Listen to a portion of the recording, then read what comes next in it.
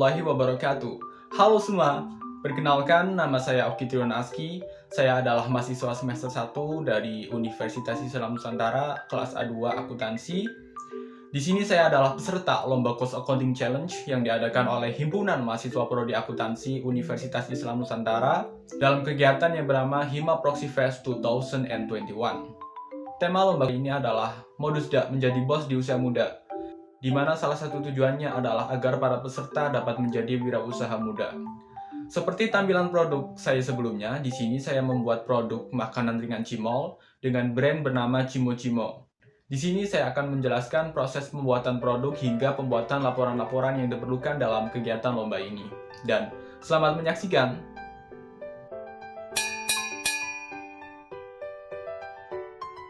Yang pertama, siapkan bahan-bahan. Yang pertama ada tepung tapioka sebanyak 500 gram. Kemudian ada garam. Kemudian ada lada. Kemudian ada kaldu ayam, kita di sini pakai Royco. Selanjutnya ada bawang putih. Juga ada bumbu balado. Kemudian ada air, juga minyak.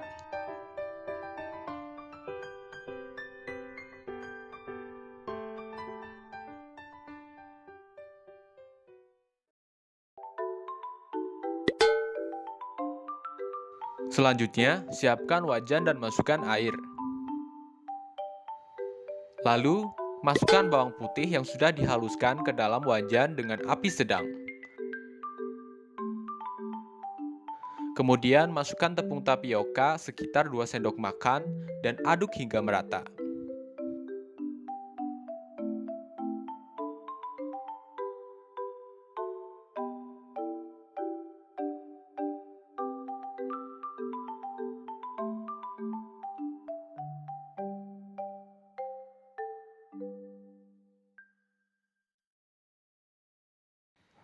Lalu, pisahkan sekitar 1 sendok makan tepung tapioka ke mangkok kecil. Kemudian masukkan adonan yang dibuat tadi ke dalam mangkok dengan sisa tepung tadi. Lalu masukkan garam, kaldu ayam, lada, dan aduk hingga kalis.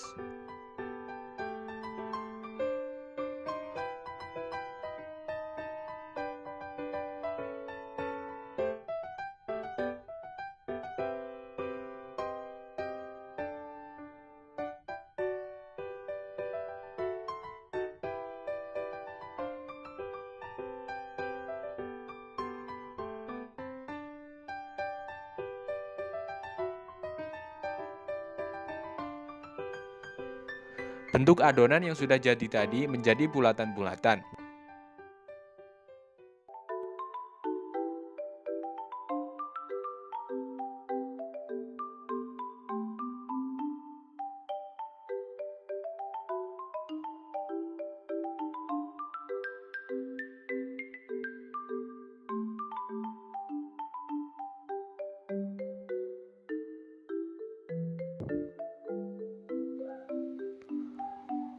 Kemudian, siapkan minyak di wajan dengan tanpa dinyalakan api kompornya. Kemudian, masukkan adonan yang sudah dibentuk tadi, lalu nyalakan api kecil hingga sedang, dan goreng hingga cimol matang.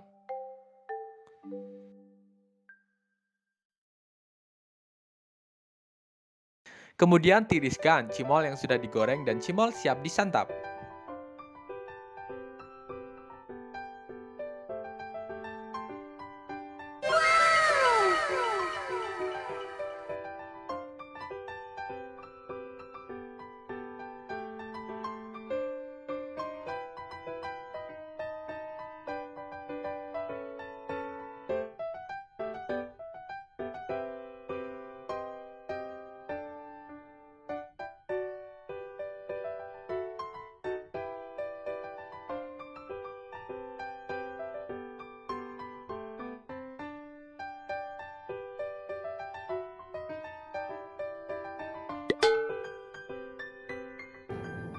Dan berikut transaksi yang terjadi pada Cimo Cimo yang dapat saya rincikan sebagai berikut. Pada tanggal 20 terdapat modal awal sebesar 45.000. Dan pada tanggal 21 terdapat pembelian bahan baku dengan rincian raw material atau direct material sebesar 8.000, juga dengan indirect material atau bahan baku tidak langsung sebesar totalnya 22.000, sehingga total pembelian bahan baku sebesar 30.000. Kemudian pada tanggal 21 juga terdapat biaya transport BBM sebesar 5.000. Juga pada tanggal 22 terdapat pembelian packing box sebesar 12 piece dan dimasukkan ke dalam perlengkapan dengan total biayanya sebesar 10.000.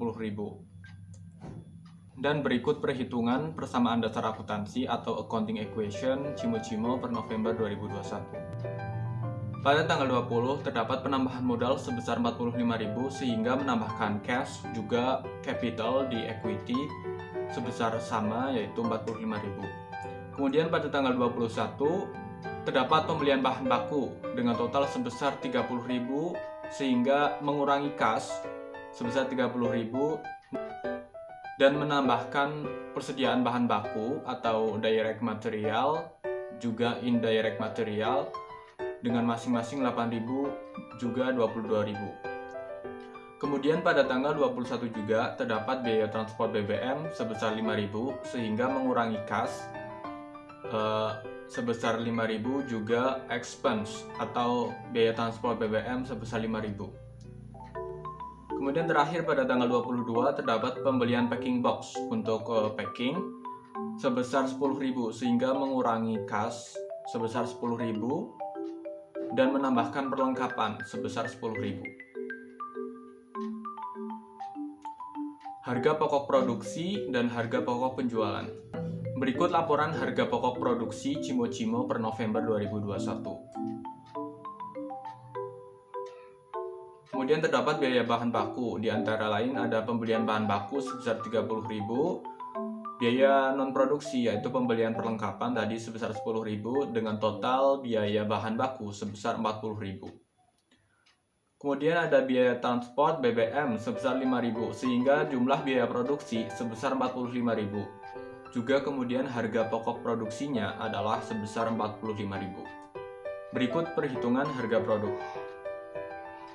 Dari harga pokok produksi sebesar 45.000, banyaknya produk jadi setelah produksi adalah 60 butir cimol. Sehingga jika kita bagi sebesar 5 butir per pack, kita akan mendapatkan total produk sebesar 12 piece atau 12 pack. Berikut pembebanan laba sebesar 1.250 dan total harga jual per piece adalah 5.000. Berikut laporan harga pokok penjualan Cimo-Cimo per November 2021 dalam kondisi break-even point atau balik modal. Seperti sebelumnya, harga pokok produksi yaitu sebesar 45.000. Sehingga dikarenakan tidak ada persediaan barang awal dan juga akhir, harga pokok penjualannya yaitu sebesar 45.000. Seperti data yang ditampilkan dalam laporan harga pokok penjualan, Cimo-Cimo akan balik modal atau akan mengalami kondisi break-even point ketika menjual sejumlah 9 piece atau 9 packs dengan harga 5.000 dan total penjualannya yaitu 45.000. Dan berikut laporan harga pokok penjualan Cimo-Cimo per November 2021 dalam kondisi produk terjual seluruhnya. Seperti perhitungan harga produk sebelumnya, Cimo-Cimo menghasilkan produk sebesar 12 piece atau 12 pack, sehingga jika dalam kondisi produk terjual seluruhnya atau sebesar 12 piece dengan harga 5.000, kita akan mendapatkan omset sebesar 60.000. Dan juga dikurangi harga pokok penjualan sebesar 45.000, kita akan mendapatkan laba kotor sebesar 15.000. Berikut analisis SWOT dan juga segmentasi pasar dari Cimo-Cimo. Yang pertama, strength atau kekuatan. Yaitu ada produk menarik dari segi rasa, kemudian kemasan produk yang menarik, kemudian ada produk makanan tidak menggunakan bahan pengawet, kemudian harga bahan-bahan yang relatif murah dan mudah ditemukan.